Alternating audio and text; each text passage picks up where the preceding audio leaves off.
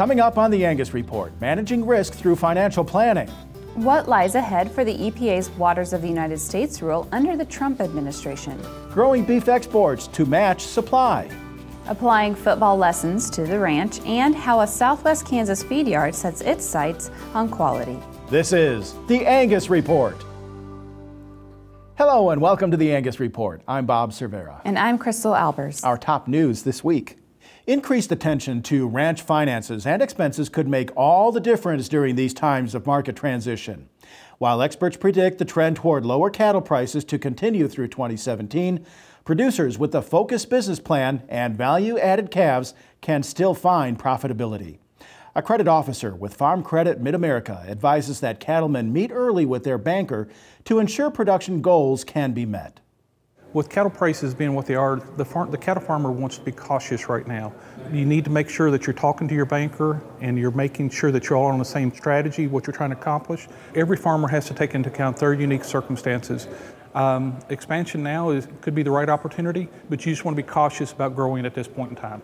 It's hard to look to the future and to see that the future will be brighter, but it will be. And so I would encourage cattle farmers not to get discouraged, to focus on what they can do well, to visit with their banker early and often, and to communicate with them what's going on. McIntyre was a featured speaker at the Angus Convention, and you can access more from his presentation online at angus.media.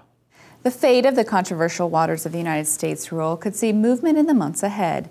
The U.S. Supreme Court recently announced that it would hear the jurisdiction dispute and as a result decide where the court challenges to the rule should be filed. The Washington Post reports that specifically the case will involve whether under the Clean Water Act, jurisdiction to hear a challenge lies in the Court of Appeals or federal district courts. The National Cattlemen's Beef Association calls the Supreme Court's decision a victory for America's cattle producers, and the organization looks forward to oral arguments this spring.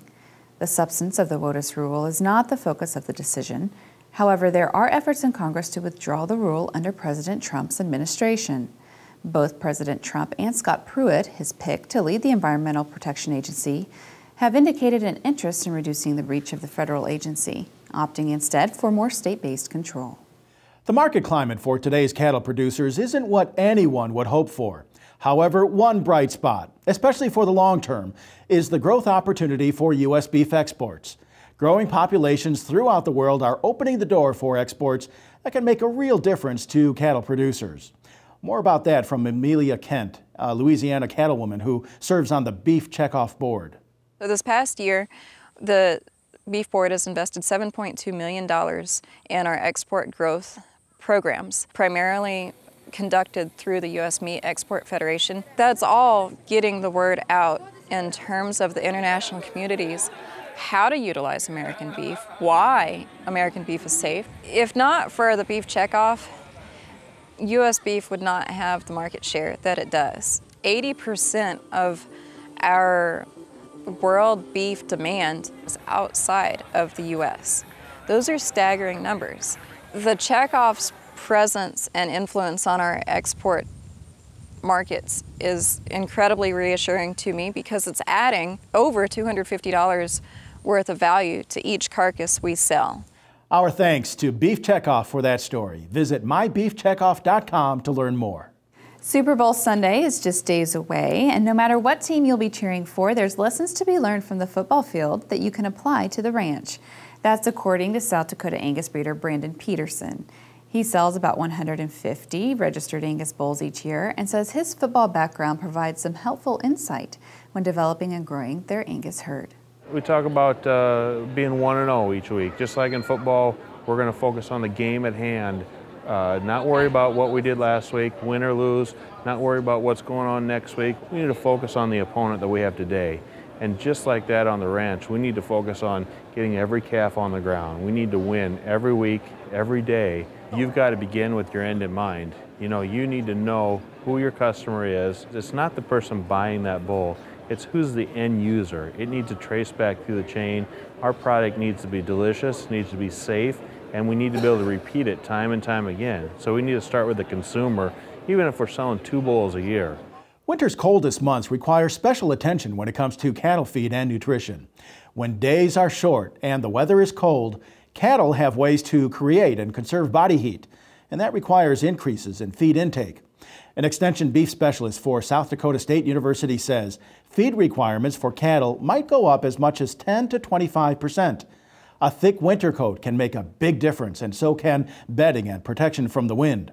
When it comes to feed intake, temperatures ranging from between 23 and 41 degrees require an increase in feed of 3 to 8%. Now, if the temperature ranges between 5 and 23 degrees, it's a 5 to 10% increase in feed. Lower than 5 degrees, an 8 to 25% increase. Understanding your herd and ways to adjust feed intake will ensure they enter the spring season healthy and productive. Visit Angus.media for more management tips on facing winter weather. The World Angus Forum is an event hosted every 4 years and brings together Angus breeders and enthusiasts from all corners of the globe. The 2017 Forum will be a unique opportunity as participants gather at the home of the Aberdeen Angus breed, the United Kingdom. Tours include stops at historic herds in England, Scotland, and Ireland. Here's what's planned for this homecoming event for the Angus breed. The 2017 World Angus Forum is held throughout the UK starting in the middle of June. We start off a pre-forum tour down the south of England, and we travel over to the West Country and then up to the north of England, visiting various herds along the way and also historical sites. And 7 days in Edinburgh, which is a great stop-off point, giving people the opportunity to visit all the wonderful sites of the city, and the technical conference is being held in Edinburgh as well. We then have 5 days touring Scotland after that, visiting various herds. People from the World Angus Forum will hopefully take home plenty of new friendships. They'll broaden their horizons and see opportunities that are available both in our country, in their own countries, and in the rest of the world. Thousands of cattlemen and women will gather in Nashville, Tennessee this week for the 2017 Cattle Industry Convention and NCBA Trade Show. February 1st through the 3rd, 5 industry organizations will host meetings and look to the future for the beef cattle business. Leaders from the National Cattlemen's Beef Association, Cattlemen's Beef Promotion and Research Board, American National Cattlewomen, CattleFax, and the National Cattlemen's Foundation will be among those attending the 120th Annual Cattle Industry Convention at the Gaylord Opryland Hotel in Nashville. The Angus Media team will be on hand to bring you news coverage from the industry-leading event. The National Junior Angus Association hosts Raising the Bar leadership conferences each year as a way to encourage its members to travel, meet other Angus juniors, and learn more about the cattle business. Raising the Bar conferences will take place in 2 locations this spring. The first is in Baton Rouge, Louisiana, and then the conference travels to Des Moines, Iowa. Visit njaa.info for more information on conference dates, registration deadlines, and what's planned for this year's Raising the Bar events. And the American Angus Association continues to accept applications for its summer internship program. Each year, the association invites college students to gain real-world knowledge and hands-on skills while serving as interns for the nation's largest beef breed organization. There are 3 opportunities available to summer interns: positions with the Events and Education Department, Communications and Public Relations, and the Angus Journal editorial team. Application details are available at angus.org and must be received by February 6th.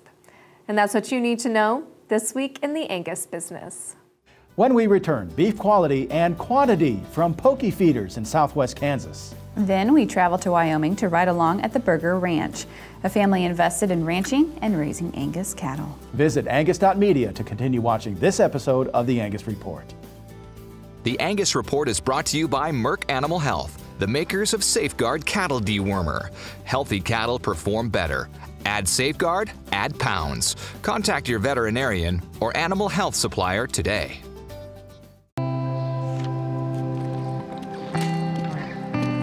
This isn't a 9-to-5 job.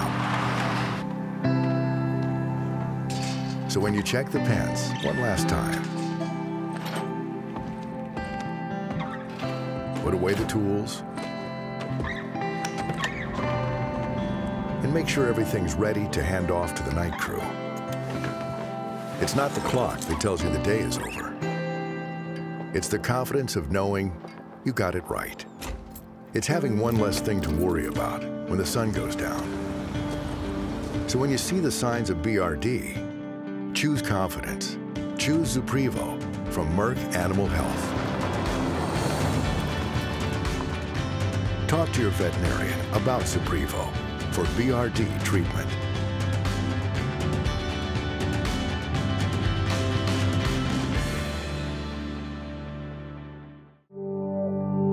Good cattle, good people, a focus on customer service. McCabe Genetics of Elk City, Kansas is proud to offer 200 Angus and 50 Hereford bulls for sale private treaty this fall. Developed under real-world conditions, the bulls are 18 to 24 months of age and ready to go to work. Free delivery and satisfaction guaranteed. McCabe Genetics. Learn more at McCabeGenetics.com or call us at 620-332-4244. That's 620-332-4244.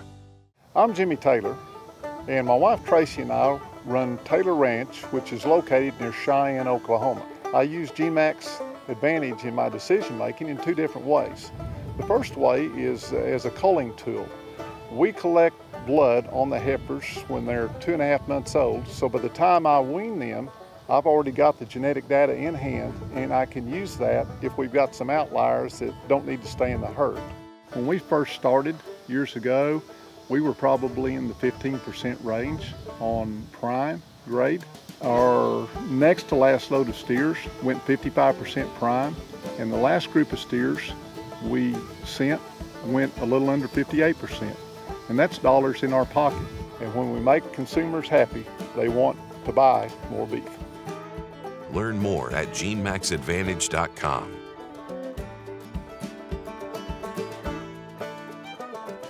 Today's beef consumer has questions. BQA has the answers.